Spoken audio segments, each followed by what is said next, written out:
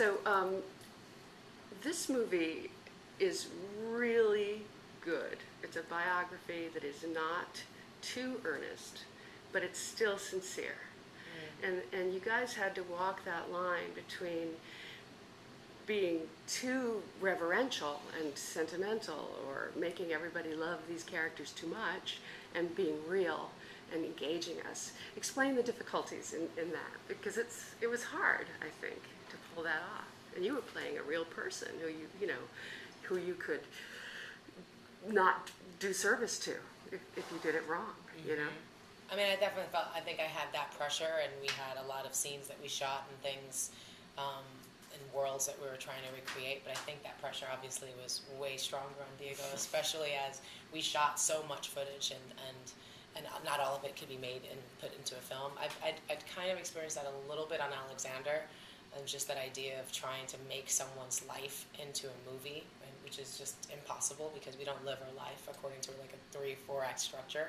So I think really at the end of the day, again, looking at all the footage that we did, things that were sometimes maybe not so flattering, or things that were really, really important and had a lot of weight and emotion behind them, you're having to balance all of what we shot and kind of make that perfect mixture into how it could be digestible for an audience that maybe didn't know anything about this person, and also for people who did know and wanted to make sure that you hit those certain points. I mean, I think whatever pressure we felt, which was definitely palpable, is nothing in comparison to what I imagine you went through. Well, you had the real family to work with too.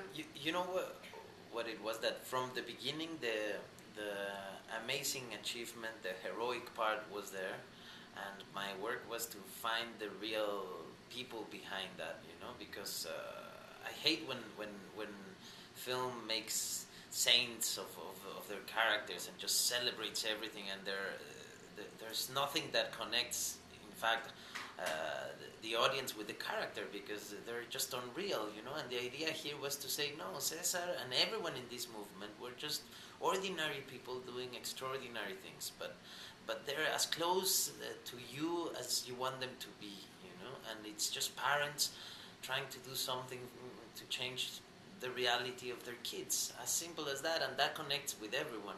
But I have to say that about Cesar, Helen was the one that really gave us all that material, I remember sitting down with her and asking her if she wasn't jealous that Cesar was traveling around the States with Dolores and many other women, and she said, me? No, he was jealous, because he would leave home and life would keep going here, and he would come back and want to know exactly what happened, and he would be very, very anxious to find out if I was still there for him. One of the things I like about one of the things I like about the movie is that you give the women a lot of equal weight. That doesn't always happen. And they didn't ask themselves to. It just naturally happened, because in that struggle, they did get a very important message, that it was about everyone around you. That alone you couldn't do anything. This was a community that was in fear, broken, and the confidence came when they felt they were many and they could protect themselves. And I think they, when I say they, I mean Cesar, Dolores, Gilbert, they did an amazing job on giving confidence to these people, because it was about them. It wasn't about the leader. In fact, one thing that I believe makes him very special and unique is that he wasn't a great speaker. He wasn't his speeches were sometimes a bit weak, in fact, the delivery, but what he was saying mattered so much. But what he was good at, everyone says that, at least everyone that knew him says that he was a great listener, that he would have time for you, that he would take time for everyone. And this community that was ignored in a country that didn't care about their struggle suddenly had someone there that wanted to listen and that cared about what they had to say, and that means a lot. And so I wanted to portray that. I mean, and the struggle with languages, for example. One thing that is cinematically, it'll be like a bummer, like if you have to say everything twice. But this guy had to, always. You know, this guy had to say the whole speech in Spanish and then the whole speech in English. In Sacramento, the rally takes like 8 hours to watch. It's like, oh my God, here they go again, and they start from beginning to end in Spanish and English. Well, I applaud you because Michael Pena, I compare the performance a little bit to Bruce Dern's in Nebraska. I know that sounds strange, but it's the same thing. He had to stay back. He wasn't in your face being charismatic. He was being, like you say, there's a lot of silence. They said that Cesar could be in a room for 3 hours when people were arguing and discussing and planning what was next, and then Cesar would stand and say, well, I'm Cesar Chavez, and everyone would like, oh my God, Cesar was here. That kind of character, you know, that he was shy, he was humble, he didn't like the microphone. He never accepted awards for him. He always said, no, give it to the union, give it to the union, name it for the union. He didn't want a film to be made about him, you know. So it must have been a good feeling last night to have the entire room just sort of cheering, and they knew all the slogans. They knew what to say. You know, that must have been a warm feeling. This is a good place for you to open the movie. Yeah. It was and it was mixed. There was people there that were listening to the story of Chavez for the first time, also, and I think, I mean, that's exactly why we did this film. You know, so. Those who were part of, those who have been aware of this can celebrate the movement and celebrate being part of something bigger. And those who don't know the movement can find that this is part of their history and who they are, you know. And So you were younger then. I mean, I remember Chavez. I'm old enough, but you were younger. How did you know? How did you first find out about him? Is he someone that is taught in school, or, I mean, seriously? No. Yeah, I remember the images of his funeral when he died. That was in Mexico, you know, everywhere, because suddenly it was a Mexican moving masses, you know, a Mexican that thousands Cover of of farm workers time. were walking through California highways and paying respect to this man. And I remember the wood box that later I learned it was made by Richard, his brother. He was sending a message of equality even when he was dead, you know, like I'm just another one, and I'm gonna go with nothing as I came. I remember that, but I didn't know why or what was behind this man and what would he represent.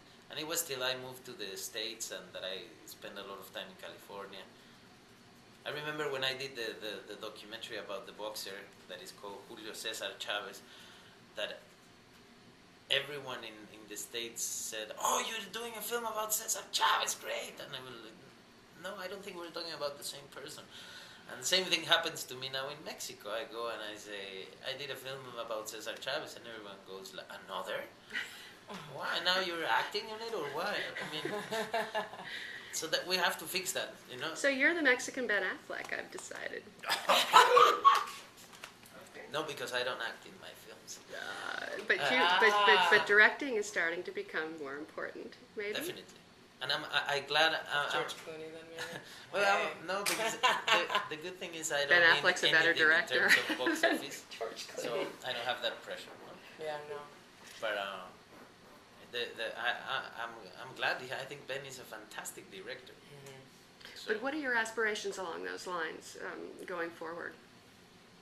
directing is what I want to do. I mean, acting is great if there's a fantastic voice or an interesting story that I find impossible that I am not part of it, or that it makes complete sense. But also acting gives me the chance to work with guys I would like to just know about their process, you know. Like Cuarón. Like Cuarón. In this film I thought a lot about Gus Van Sant and the process of milk, and he was dealing with the same time, you know, and in California, and That makes sense.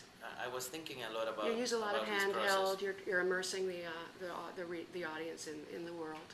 I brought a Steadicam because I thought I was gonna use it, and the first day, I realized that I was completely wrong, and I changed every decision, and we sent back a whole truck full of stuff to Mexico, and we put the camera on the shoulder of the DP, and suddenly because there was a feeling of like we were romanticizing the journey. You know, if you look at that landscape from your car, it looks beautiful. You know, it's like the green is so intense, and then the sand, and it's the desert, so the light is beautiful.